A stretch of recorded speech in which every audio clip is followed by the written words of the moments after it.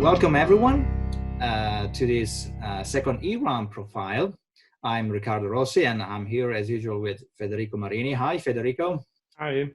And today our guest is Sharon Machlis. Hi Sharon, how are you? Hi, nice to see you. Okay. Sharon is Director of Editorial Data and Analytics at IDG Communications, and she's also author of Practical R for Mass Communication and Journalism. Did I say it right, Sharon? Yes, you did. Thank you. Okay, great to have you here chatting with us. And she's also, of course, one of the e-Rum 2020 keynote speakers for the virtual conference in June. So my first question is, does journalism need to be data journalism needs to be data driven today, or let's say at least to what extent, and what role for R in this? Yeah, some does and some doesn't. You know, every story doesn't need to have data, but a lot of stories need to have data. And good data journalists understand that the data isn't the whole story. You still want to talk to people and get context and get what we call color, you know, quotes from people, understanding how the data affects people. That's the difference between journalism and just data analysis. But there's an awful lot of journalism where having the data really makes your story stronger. Yes. Okay. And R is a great is a great way to do data journalism. You know, a couple of years ago, I heard a lot of skepticism about using R for this, and that skepticism is gone. I mean, some of the best data journalists in the business are using R. I mean, BBC released a whole cookbook of how they do data journalism. I mean, a lot of really good science journalists are using it. I mean, just all over the place.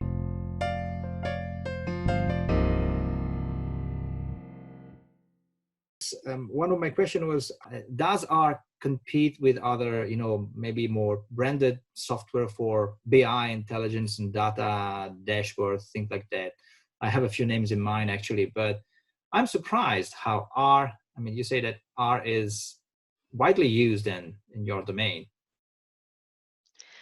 Well, it's free, and newsrooms typically do not have the budgets of many other major corporations, so that is a very big attraction. You know, I mean, certainly people love things like Tableau to be doing some of that. But, you know, you can even combine R with Tableau. It doesn't have to be one or the other. And I mean, not everyone who works with data in journalism is using R. I mean, honestly, I think the biggest competitor would be Excel.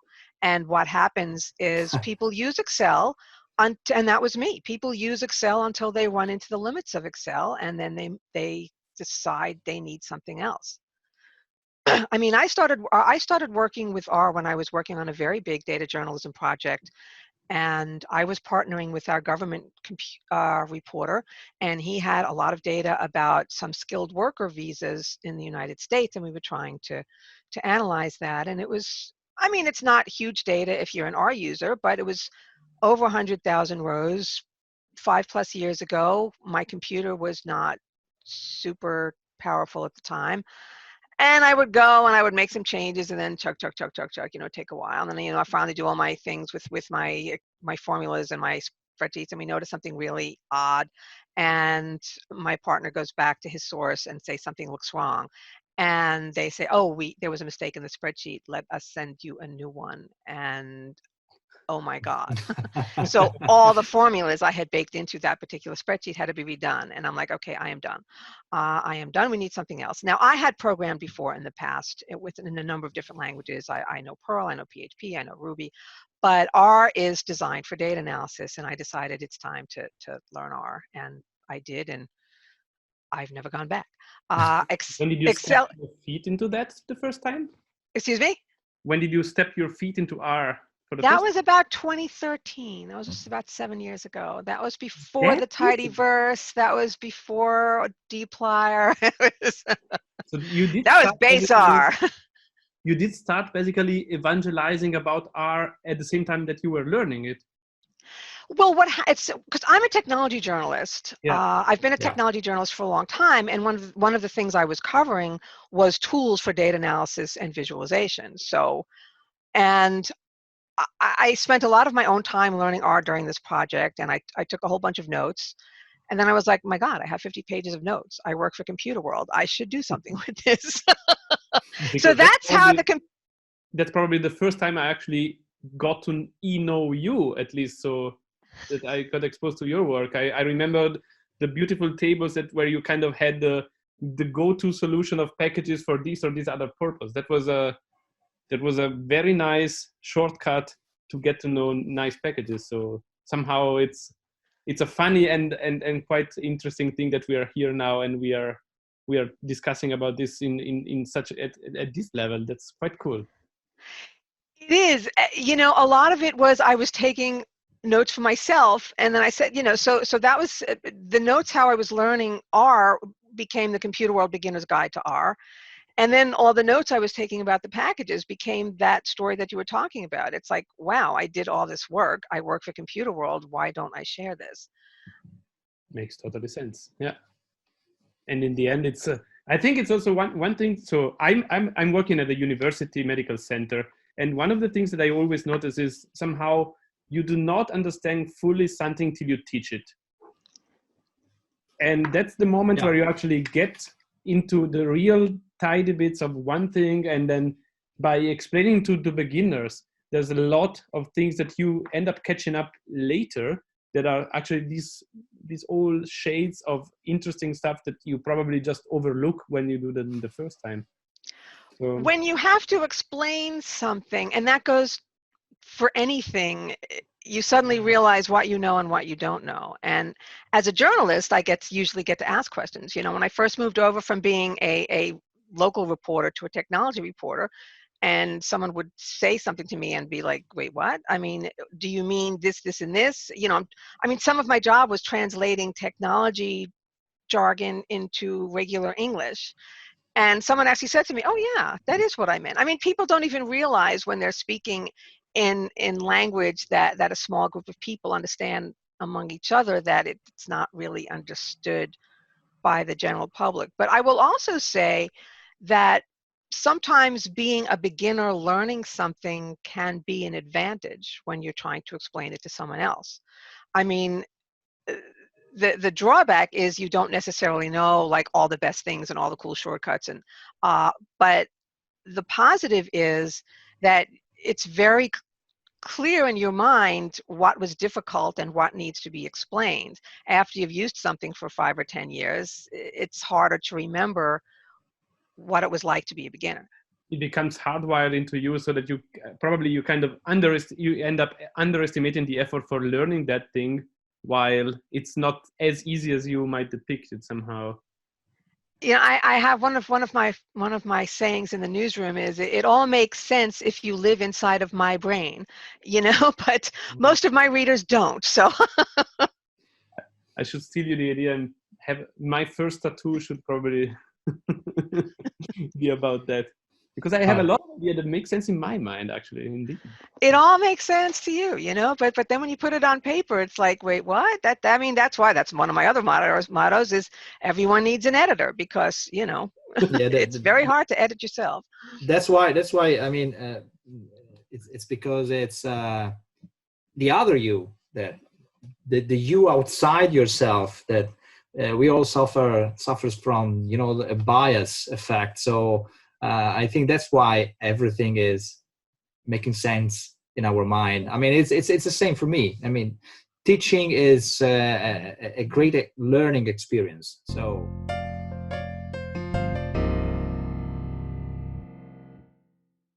Hadley talks a lot about future you.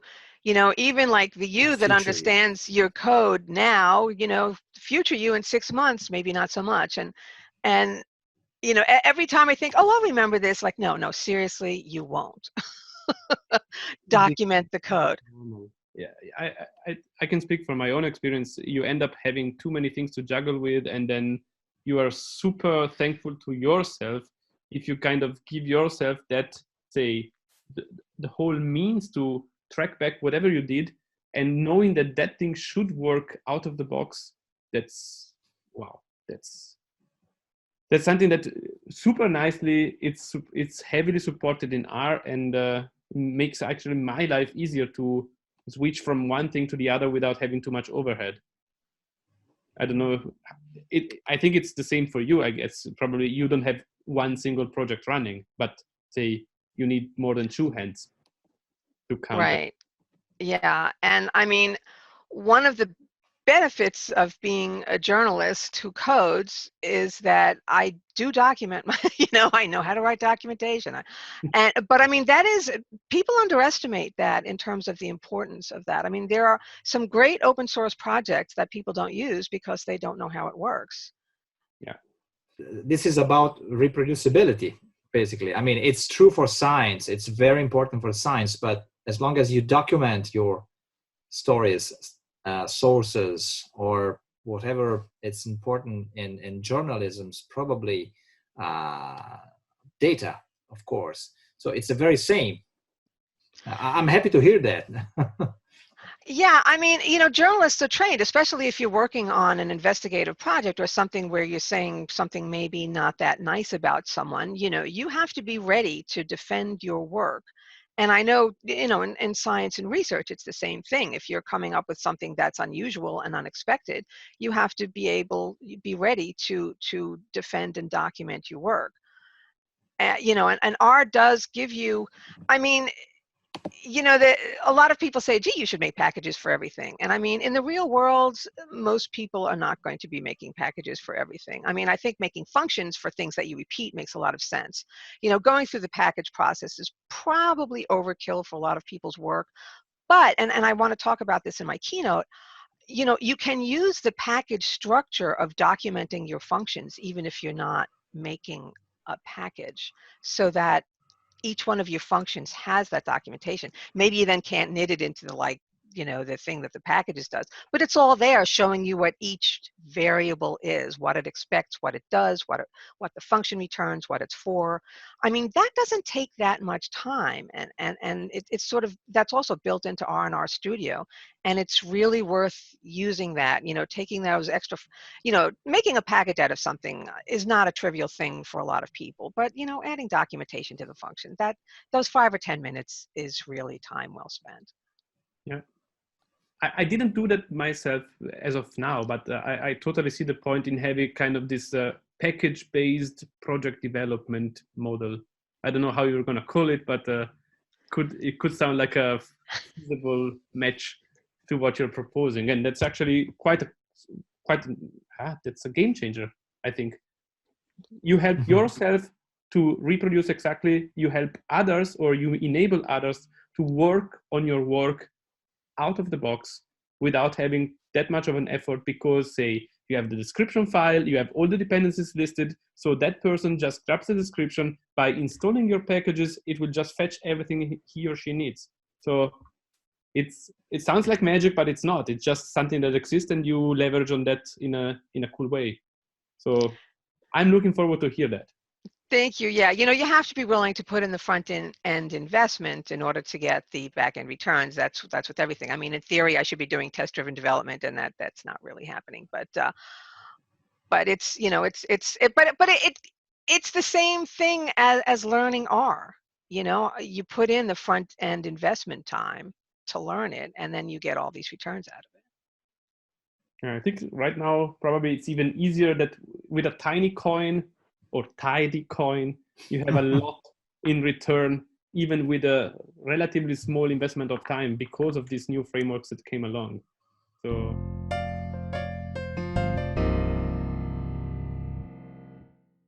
Yeah, I think DeepLiar was a real game changer in terms of making R more appealing to journalists. It's a very natural language approach. And even though, some of the coding purists think that, well, why are you doing 6 lines of code when you could do something much more compact? But the human readability just makes such a difference. Yeah. You go step by step. Okay, I want to group by this, and I want to summarize this, and then I want to arrange it, and I want to, it's all very logical if you have that sort of brain. I mean, everybody doesn't think the same. Some people are much more word driven, and that was a real step towards getting journalists to like R.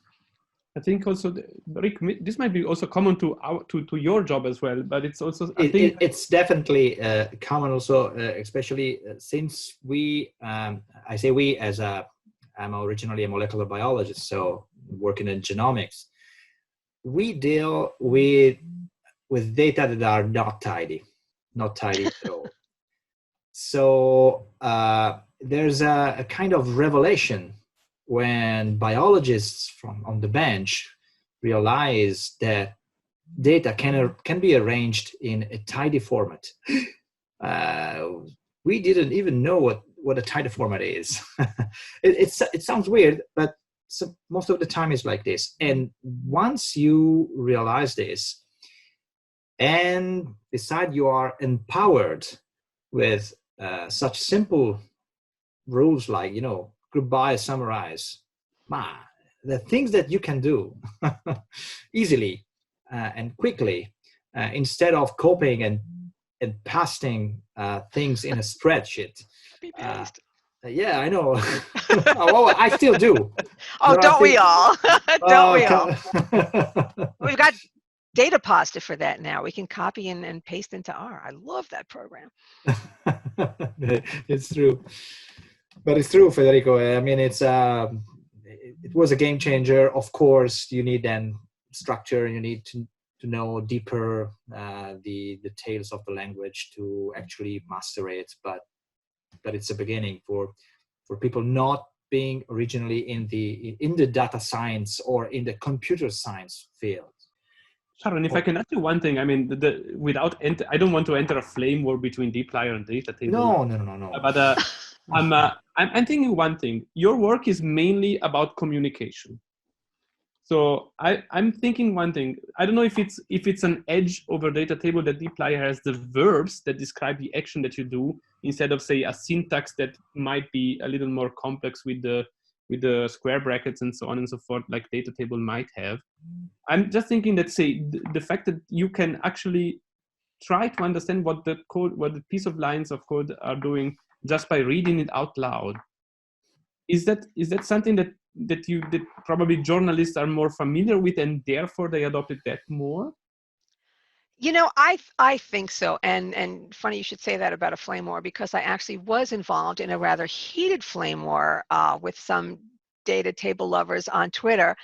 And, I've been programming. I'm not a computer scientist, but I've been programming for a long, long time. And I mean, I remember the Perl days, where it was, wow, if you could write your code as short as possible with the fewest number of characters, that was the best thing, even though it's like, really? Like, how can you even read this? And I mean, it's and the experts loved that, but it made it not really lovable by large numbers of people. And I'm not trying to crap on Perl, because it's a great language.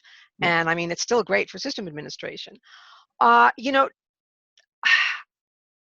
think there are some people, particularly journalists, who are verbally oriented, who really like that DeepLiar approach. And there are people who love the data table approach. And I was kind of convinced that since I am writing for an audience that includes a lot of software developers, I should write some about data table. And I think that was an appropriate comment.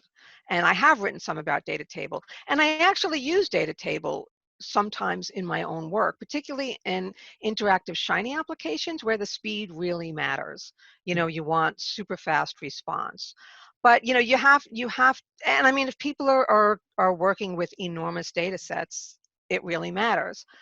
For most of the data sets that journalists are working with, you have to weigh learning the whole new syntax versus the time you're going to save. And I think, it's the same thing as moving from Excel to R. Until you have a project where it makes sense, you're probably not going to do it. I mean, and I know there are people who just love the data table syntax. And the more I dive into it, the more I realize there is a lot of beauty in the way it was thought out. And I also would like to say, DeepLiar is probably the most intuitive package I've seen in R. There's also you know, ggplot, which is not. You know, there are all these jokes on Twitter about like, you know, do you remember how to do basic things in ggplot, or are you normal? I mean, I never remember how to do anything. Everything is code snippets for me. So, you know, not everything in the tidyverse is super intuitive, and people still, you know, still use it. But DeepLiar was, you know, the gateway drug. I mean, every journalist I know just loves it, and I love it. You know, I said in my book, if there was one R package that I could take with me to a deserted island, it would be DeepLiar. That's interesting. With your laptop on a deserted island, yeah, why not? And an internet DeepLiar connection. that's the one. And DeepLiar. Okay. If you had 3 items to bring with, so one is DeepLiar, the second and third, what would those be? Oh, the R packages? Ooh, that's hard. I'd have to think about that. I like DT for the interactive data tables. Oh, love that. What a great way to display and search data. Big fan as well, yeah. Yeah, and I think it might have to be ggplot too, as annoying as I find the syntax at times, because I use it all the time. You know, you know, I could be using Lattice, I could be using like base R plot, and yet I don't. So.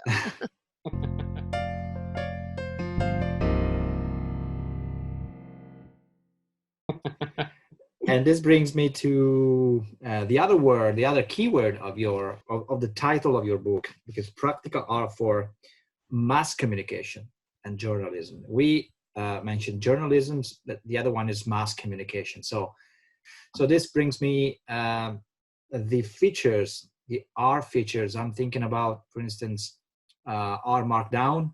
Oh yes, I should have mentioned that. That would be a good one to bring to the deserted island. Yeah. Okay, that's good. ggplot, we dump it, right? Oh, well, you know, I'm thinking about also all this buzz about storytelling. Today we hear about a lot about storytelling. So storytelling with R or with data, and it's something that I think it's more and more relevant, and I think it is in communication. Yeah, R Markdown. I mean, is one of my favorite things about R. I'm sad that I forgot to mention that right away, because you know, if you talk about you know, the ability to mix your narrative and your plots or your code or your analysis is just so strong. And that's, I mean, I use that internally for sharing information. You know, I have a local neighborhood blog that I'm now doing daily updates with the coronavirus things. You know, the city governments tend to release data the way they release it, and it may not be the way I want to see it, to put it charitably. So, you know, I can you know, graph it the way I want to see it. I can, you know, let people look at the tables and sort it and filter it the way they want. I do election results that way. You know, I try to do a prediction. We went from a town form of government to a city form of government a few years ago where I live, and so we had, for the first time ever, we had an election for a mayor. We never had a mayor before, and so it's kind of hard to guess like who's going to win. You know, usually you have some idea when you're in a local community like who's going to win, but this was like who had no idea.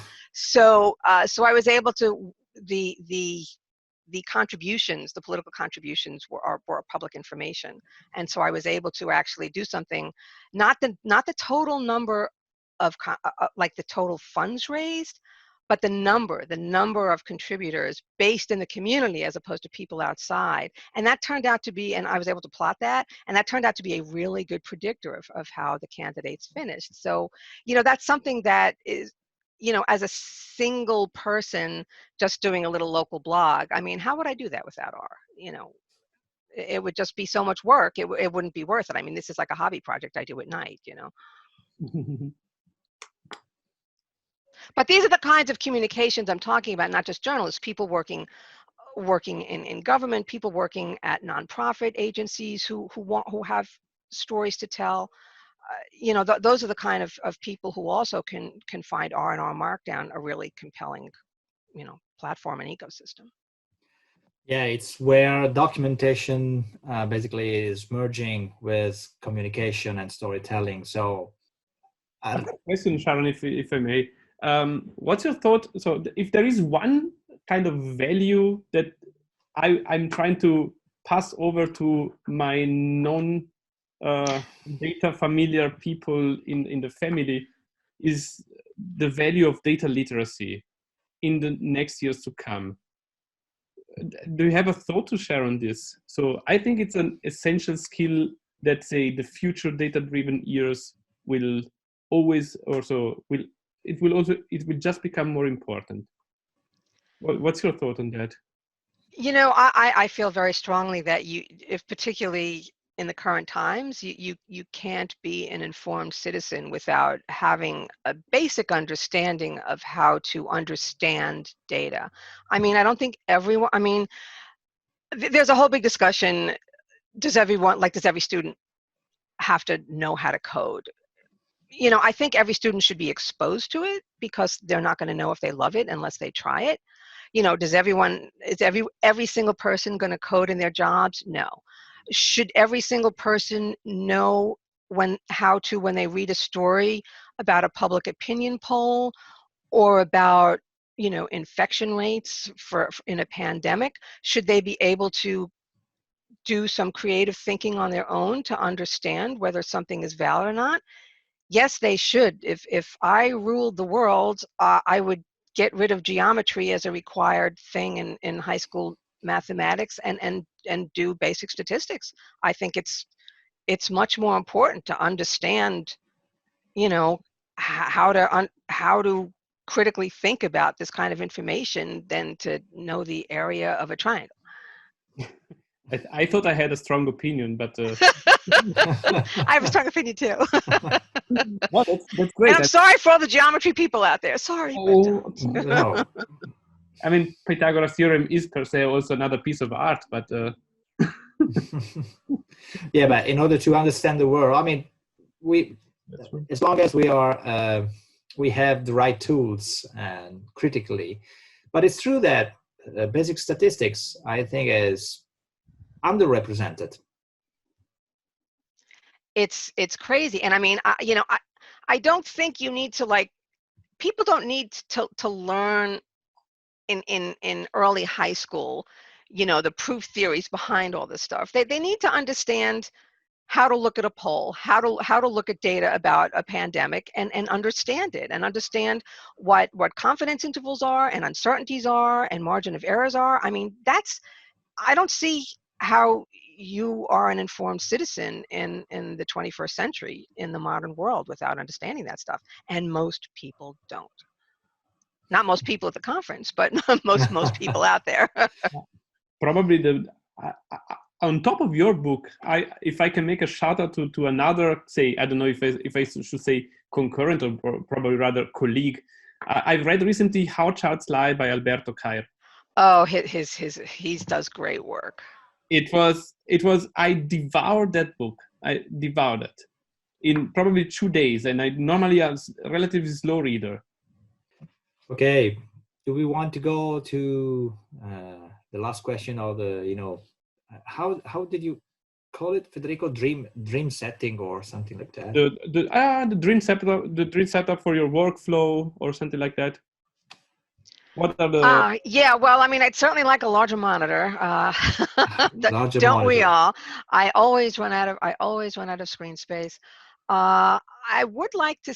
I don't know how many people are on Twitter, but I do find the Twitter R stats tag to be a great way to follow new developments. You know, even if you just look at the most popular R stats thing and you just spent a few minutes a day looking at that, usually the really cool things that are happening bubble up and become very popular, and it's a really easy way to see what's going on. Yeah. So I would highly recommend that if you're interested in keeping up. By the way, follow Sharon. She's at Sharon000. Thank you. I mean, I would also say our studio code snippets. I am a big evangelist about that. It's like, every time you finish something and you're like, oh, I got this chart just so, or, oh, this is exactly, how I want to do thing X. And in 3 months, you will never remember that. And if you make a code snippet, it'll be there for you all the time. And I make my code snippets. I always start it with my underscore, so I can always see which ones are mine. And then you've got that sort of drop down completion thing, so you just kind of scroll down, and you can even sort of, like, I have something wrote, and I know at our studio conference, one of the data visualization people said, you're never supposed to rotate your text on the axis because it's bad for the reader. You should like flip your thing. And I still do it all the time. So I'm a bad person, but as I say, nobody pays me to design, and there's a good reason why. But people can read what I do anyway, and I never remember how to rotate that stuff. And I've got a code snippet, and it takes like 5 seconds. It's much faster to search through your code snippets than it is to go back to Google and Stack Overflow. So that would be my suggestion. Use them. They're really worth knowing. Okay. In Germany, they say alle gute Dinge sind drei, all good things are three. So we missed the third one. Sorry. Missed the third one. R Markdown. R Markdown. If you don't know R Markdown, know R Markdown, and learn how to do parameterized reports in R Markdown, where you can have the same template and run it on different data sets. That's a really good thing to know. Yeah. Do we have more questions? Or otherwise, Sharon, you can probably just make a quick shout out to the topic of your talk again. So. And we will be happy to meet you at e-Rum 2020. Yes, thank you. I'm going to be talking about our tips that you can learn from being an R journalist. And being an R journalist, it's going to be 2 different ways. One way is being a journalist who uses R in journalism projects. And the other way is going to be a journalist who writes about R. So there are 2 different aspects to that, and I hope you'll find either or both to be helpful in terms of the tips I'll be sharing. Yeah, I think we'll do. Thank you. Thanks so much. It was great to meet you. Sorry I won't meet everyone in person in Milan, but I look forward to seeing everyone virtually. But we are trying also with these interviews to bring some heat to and some vicinity, I don't know how to say, to the people looking for a conference. So thank you, Sharon. Thank you for your time, and thank you for your words and everything. And looking forward to hear you again in June. Thank you so much. It was great talking with you both. Our pleasure. Bye-bye. Bye, ciao. Ciao.